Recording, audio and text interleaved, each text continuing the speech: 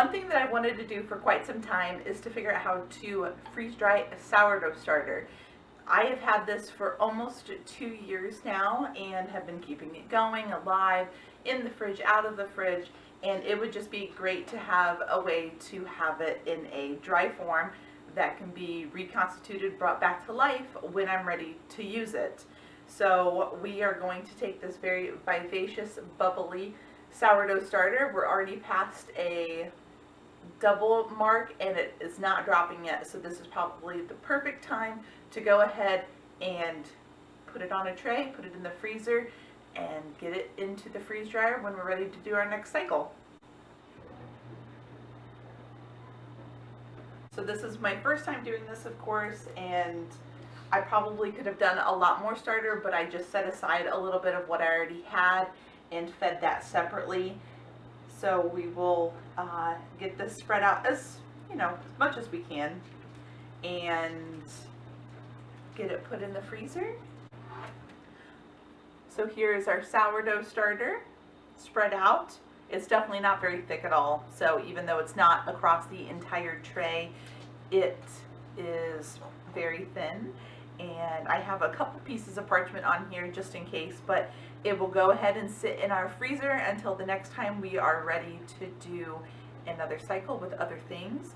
And I will continue to update this process across many days, possibly even weeks, as the time comes to get it dry, rehydrate it, and then make bread or something else with it. We'll see. But all right, we'll see what happens next.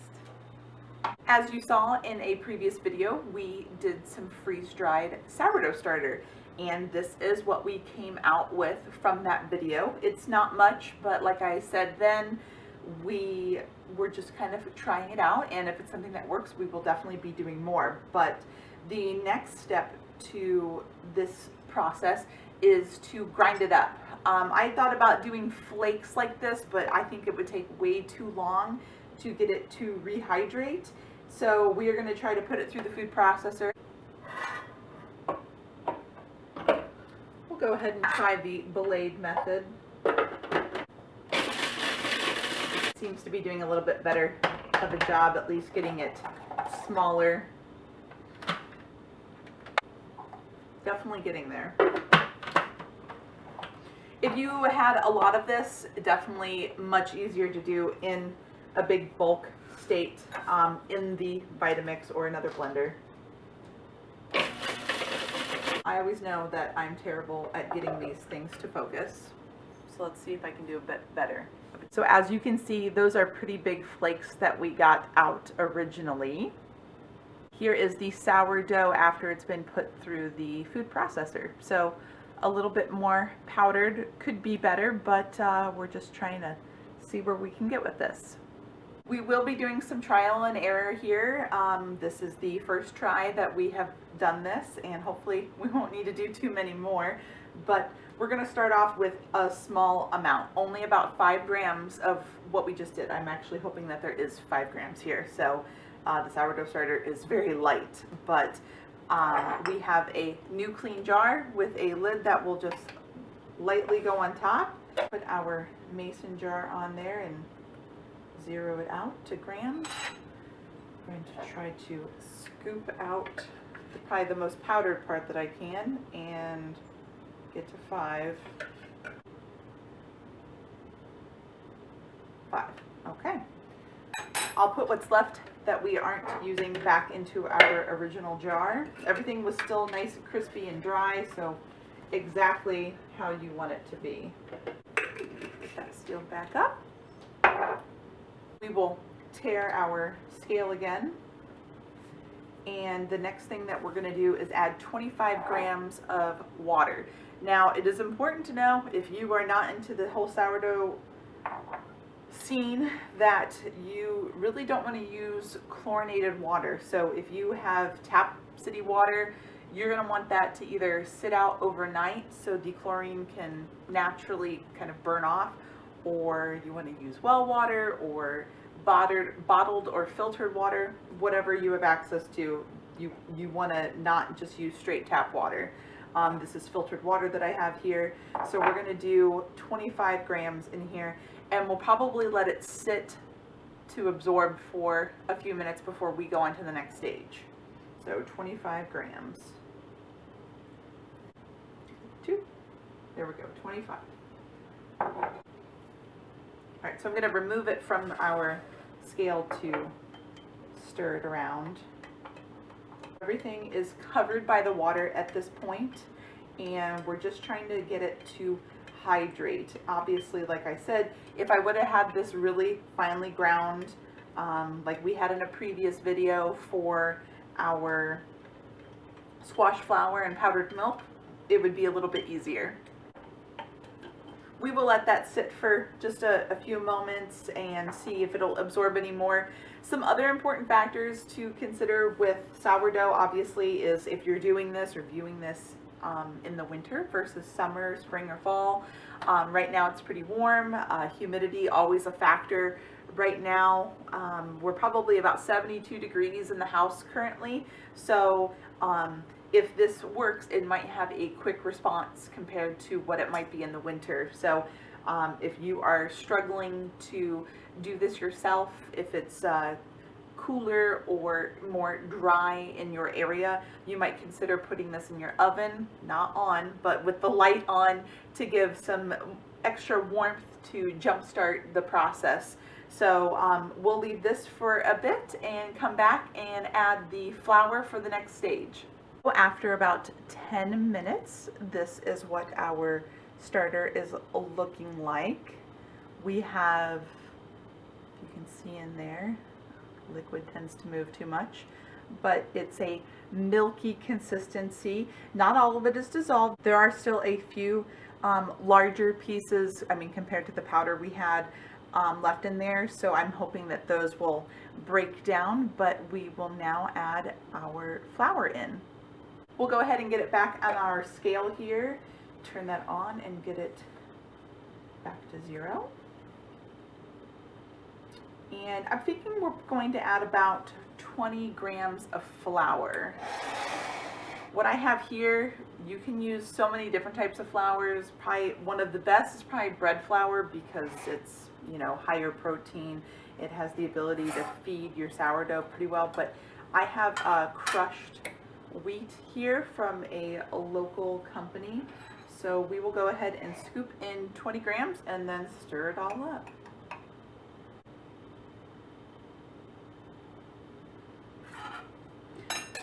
The nice thing with scale measurements is you can be pretty accurate and precise.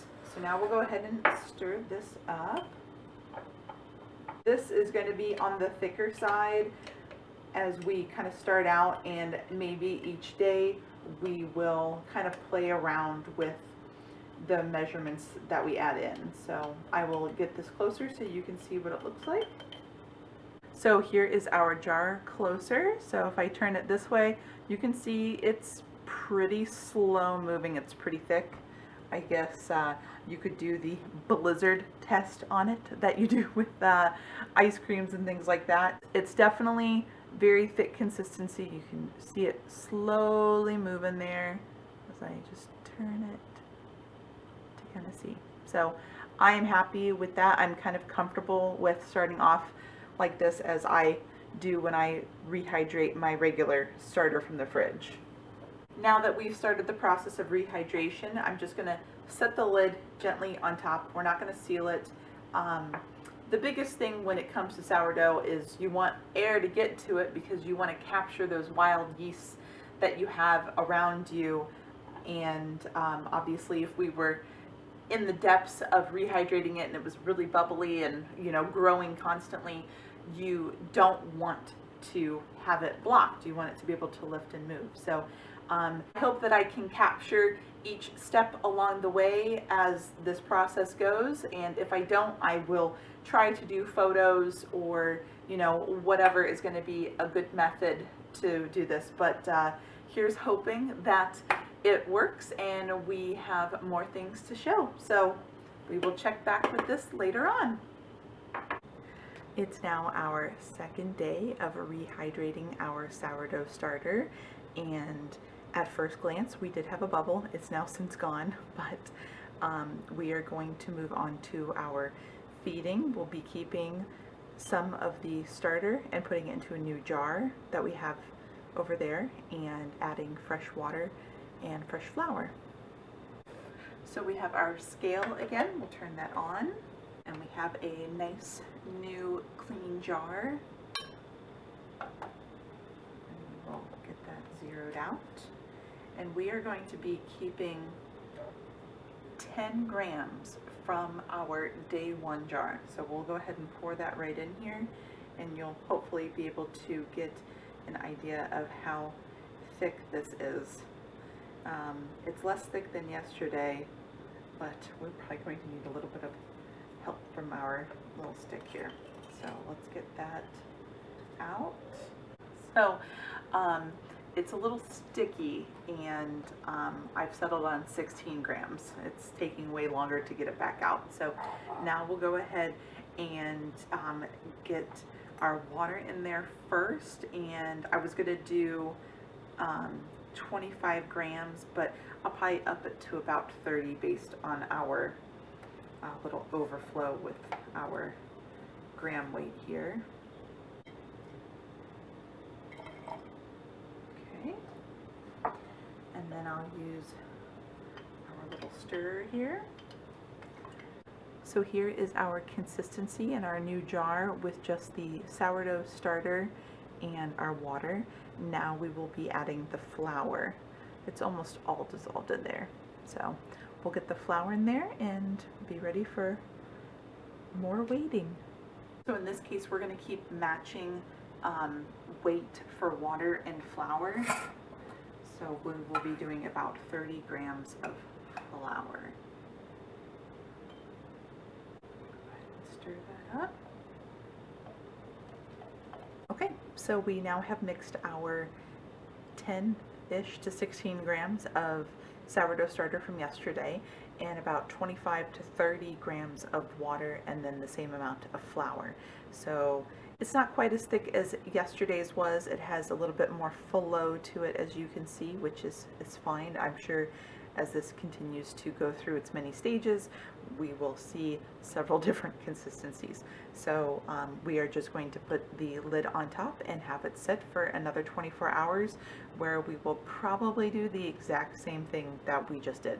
So we'll check back tomorrow. Well, it's day 3 of feeding our rehydrated sourdough starter, and we have so much activity going on in here. Like in different spots, you can see lots of bubbles coming in, and after I did do the feeding yesterday, I added a piece of tape that I normally do. I didn't think anything would happen, but in the case that it did, we actually doubled, and that's kind of what you're looking for when it comes to trying to get an active starter. We obviously are going to continue on our trend of feeding it to make sure that it is nice and lively before baking with it. But this is amazing and better than I even could have hoped for. I would have imagined that it would have taken us at least to day 5 to get it back to where it was, but this is fantastic. Let's move on to feeding. We will be doing, again, just like yesterday, 10 grams of the sourdough starter, if I can get that much in there. And it's a little bit more bubbly today and moving, so we should have a pretty good chance of doing that.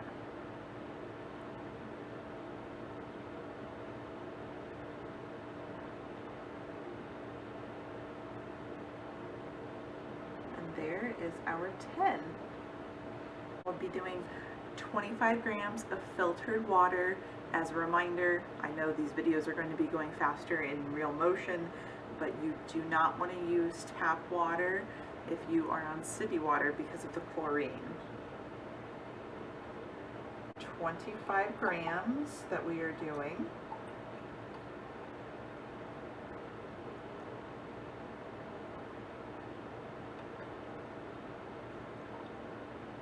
Just trying to be precise. And now we will be stirring our starter and water to get it to dissolve a little bit. this a little closer up, we have a nice milky consistency in here. It definitely resembles milk quite a bit. So now we will be adding our 25 grams of flour and be leaving it to set. Flour out, 25 grams of flour.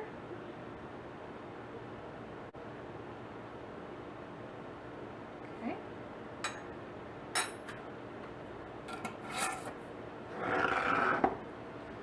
And we'll stir that up. Things that I've noticed so far as we've been doing this process is the product of the sourdough starter has gotten smoother each day. That's definitely something challenging to capture on the video, but it's definitely changing for the good. It's exactly how I have been hoping and expecting it to do, for it to have a good outcome. So what we'll do is we will steal our tape from our previous container and put it on our jar here. Just get it to set a little bit more. So here's our loose jar lid, our tape across, and as a little look at the starter in there, it's pretty thick, so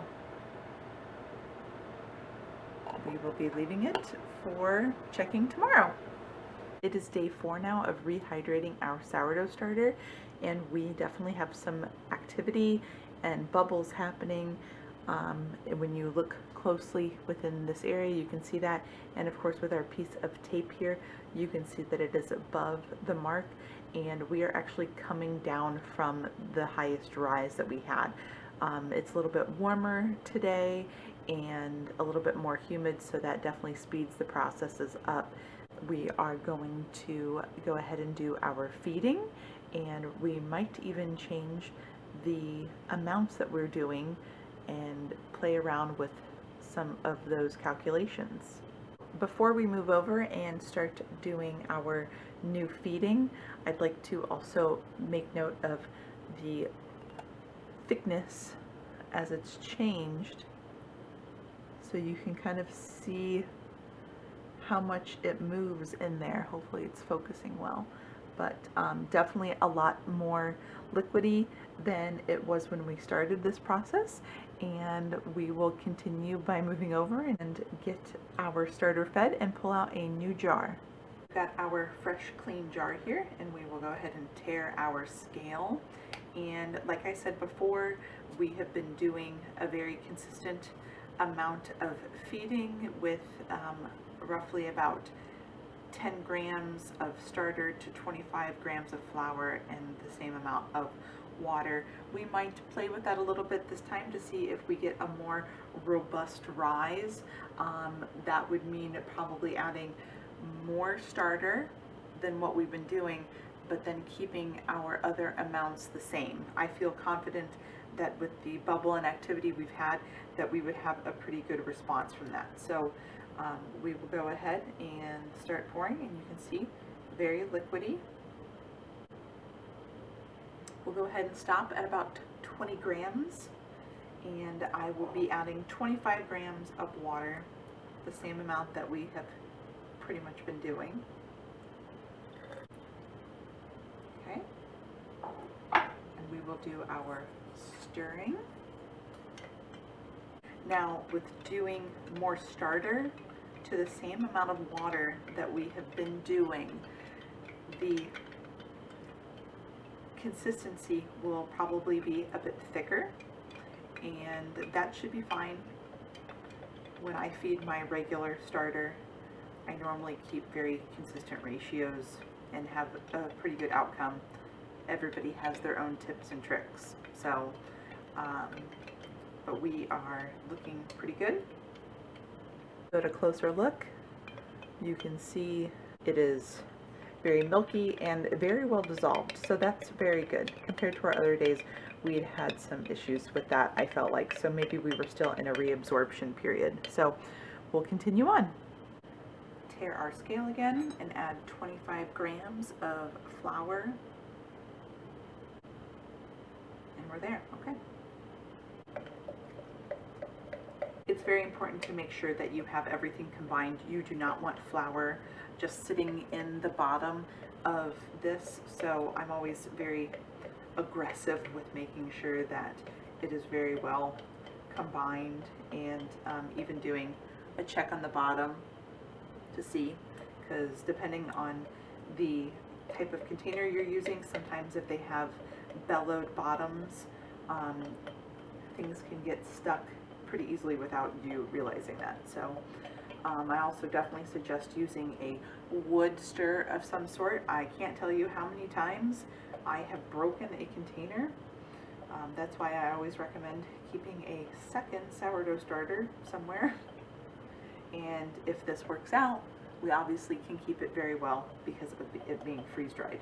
So we will remove the tape from our previous container, as long as it's still sticky. Here we have our freshly fed sourdough starter and the piece of tape on the other side to show our growing measurements, but we have our lid to just place on top, and I'm hoping with the way this process has been going, we will be either able to start the process of baking with this either tomorrow or the next day. So there are a couple things that I want to make sure that we hit. Most definitely a doubling in rise. I would really like to see that. We did get that yesterday, but I do want to make sure that this is pretty robust. You can do what's called a float test, where you would take a piece of the sourdough starter, and if it can float in water, that means it has enough, I guess I would say, density or just yeast and strength to float in the water. That's supposed to be a fantastic cue that your sourdough starter is ready to bake with. We might play it by ear and just go for it, as I sometimes get a little impatient with the process. But day 4, and we will see you on day 5. It is now day 5 of rehydrating our sourdough starter, and as you can see, all these little bubbles in here, and we have doubled and are now dropping from our rise. Let's see, take off the lid, and you can kind of see bubbles in there as well, and obviously we have a nice liquidy flow. We are going to be doing a couple different things with this. We have reached a good rise and fall time frame, so since we've had such a good response, we're going to increase the measurements and ratios, because you want to make sure to have enough starter to actually bake with the sourdough. So we're going to play around with those measurements today, and I'll probably also be switching to bread flour just to see if it helps kind of, once again, give a more robust response and really make the starter come alive quicker. So we will move over and get a fresh stir out and start our next feeding. Here we have our new clean jar, and we will tear our scale here and kind of go off the cuff here. We've been doing 10 grams, then I moved up to about 25, and as you can see, it's got a pretty good consistency. 40 grams, I think, is what we'll do. Like I said, we have 40 grams of our original starter in here, and we'll be adding our water and then some bread flour this time.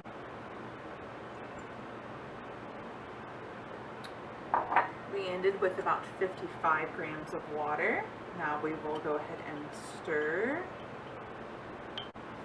Alright, we have our starter and water mixed very well, and we'll be adding in our flour. This time, like I said, we will be doing a bread flour, and this is from a small mill in Canada, and we have loved everything we've done with it so far. I'll put the link to their company in the description, but it tells you from what farmer that it came from and where they're located, exactly what type of grain it is, the protein amount, and other information like the extraction rate. I'm not really sure what that is. And of course, application for what it's good for, in this case, bread, pastry, pizza, and pasta. So this should be a fantastic addition. I realize all-purpose flour sometimes is easier for everybody to do. So go with what works for you. But okay, we've got our scale zeroed, and we'll be adding in our flour. There we go. Mix this up. I got a new piece of tape here for our jar.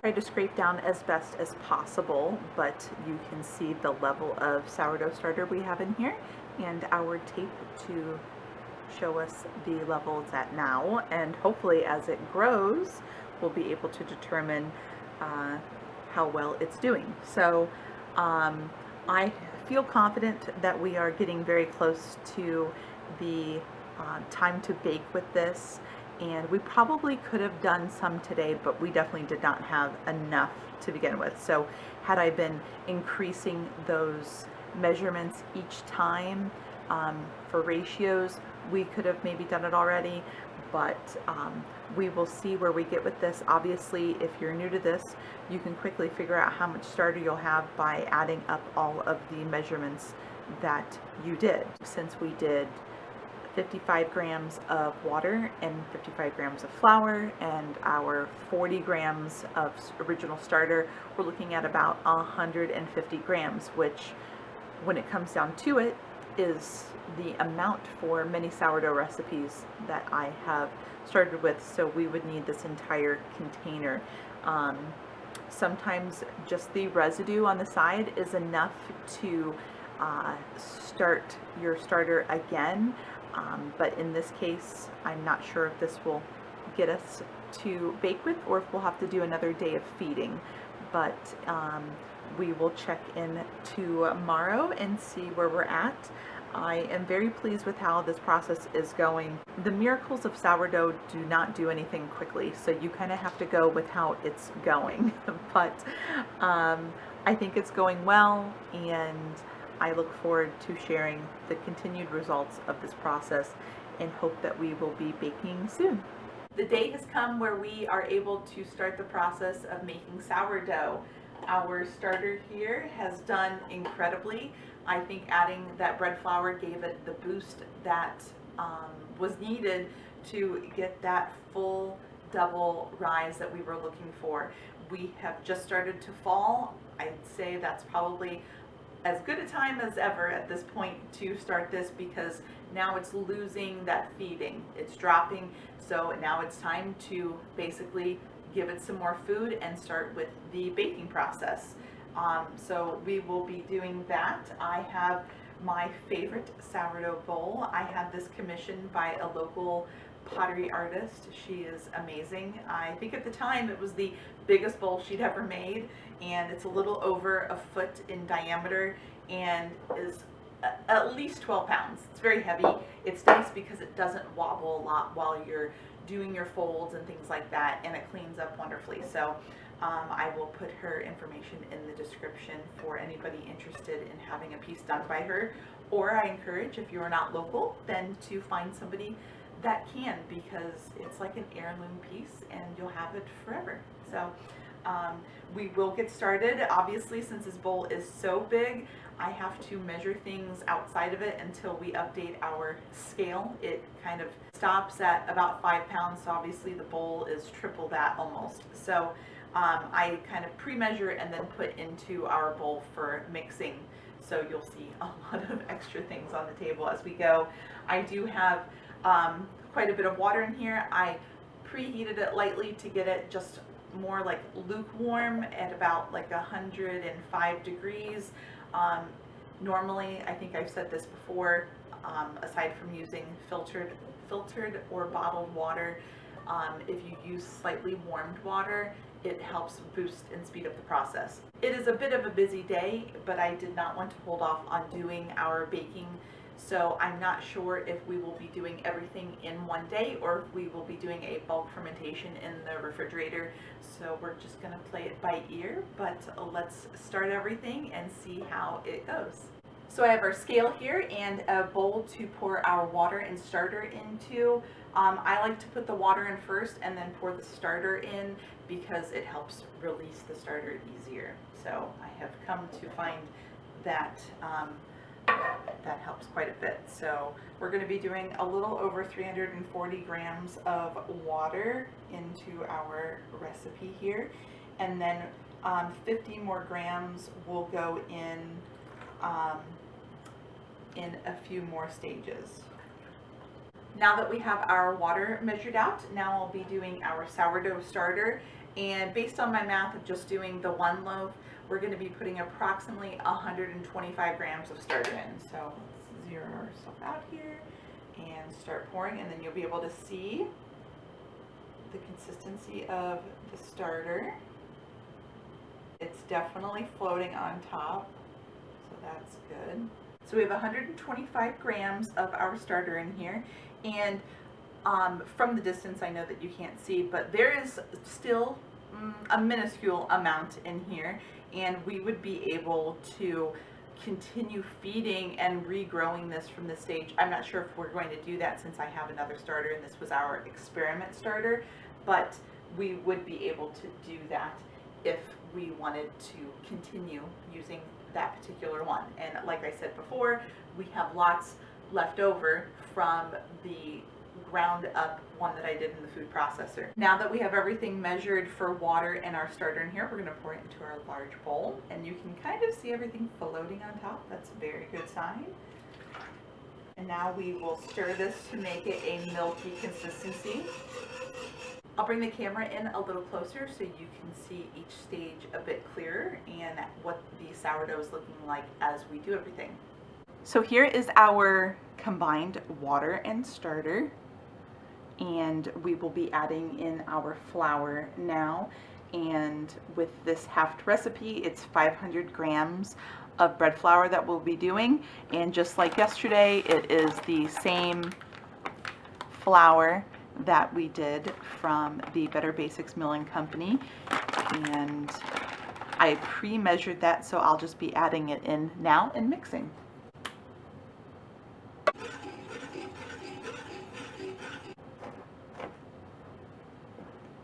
So we kneaded our dough for about 2 to 3 minutes, and now I'm going to put a damp towel on it to sit for 30 minutes to let all that moisture kind of combine with the flour, and we will come back and add our additional reserved water of 50 grams and add our salt in. Okay, so it's been 30 minutes since we last left our bread, and now we're going to add in our other 50 grams of water and 12 grams of sea salt. Our water. And now we will mix until all is combined. So our dough is nice and smooth and combined now, and we will let this rest for another 30 minutes and start our stretch and folds.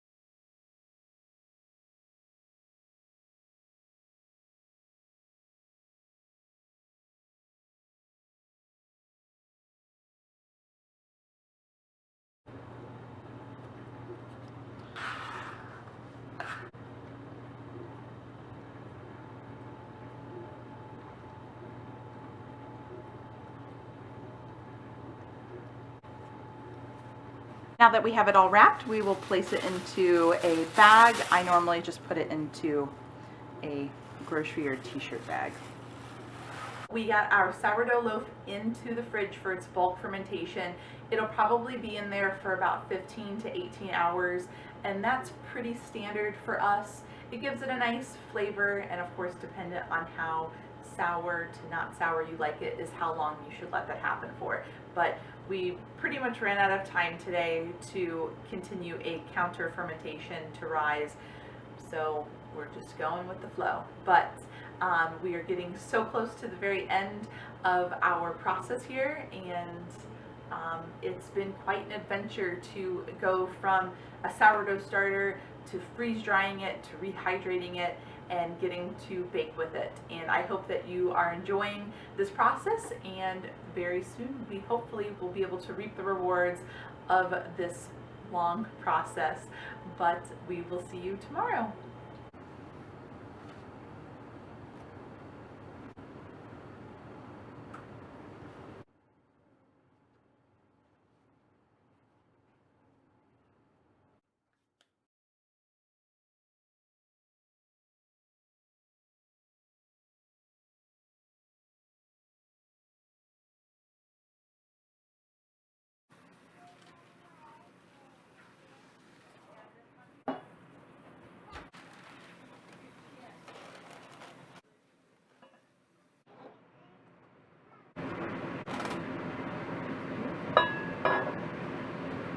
So now it goes back in.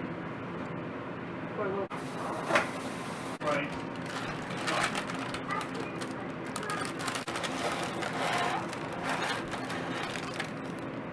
Well, we have come to the end of our sourdough baking adventure, and I am very pleased with how this process has turned out.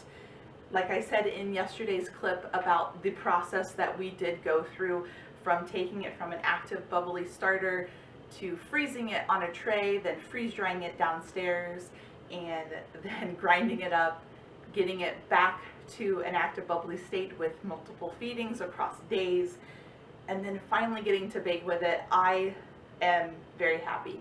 It's been a little bit to get to this point, obviously, from when we first freeze dried the starter. It's been months now, so that's pretty much sat up in our cabinet for a period of time, mostly because of just things I had going on in the background. But I am really happy. Obviously, there are lots of variations for people with sourdough, so hopefully it wasn't too cringy to watch me go through the process. But I appreciate you watching and seeing how it all came together. In closing, I hope that you enjoyed seeing the methods that we used to get to this point of this loaf of bread.